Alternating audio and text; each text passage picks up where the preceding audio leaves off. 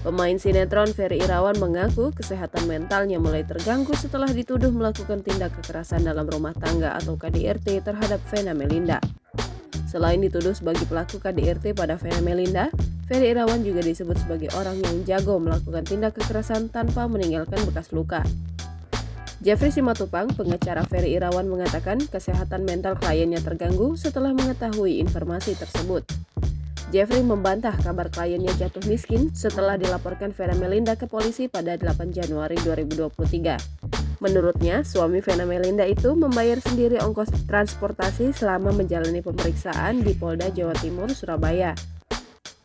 Sebelumnya, Vena Melinda ditemani Hotman Paris Hutapea mendatangi Direktorat Reserse Kriminal Umum Polda Jawa Timur di Surabaya Kamis siang tadi. Vena Melinda menyerahkan barang bukti tambahan terkait kasus dugaan kekerasan dalam rumah tangga yang dilakukan Ferry Irawan. Barang bukti tersebut berupa catatan medis yang menyatakan bahwa Vena Melinda mengalami tindak kekerasan.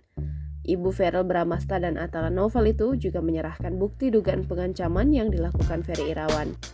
Hotman Paris Hutapea meminta supaya kasus di Bogor itu dibuktikan apabila benar Vena Melinda terlibat.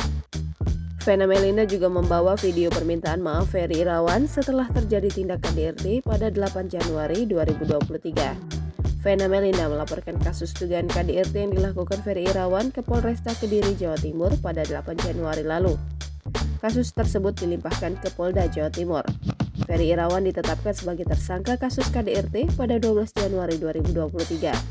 Ferry Irawan mulai ditahan Polda Jawa Timur sejak Senin 16 Januari 2023. Jangan lupa subscribe, share, komen, dan like ya!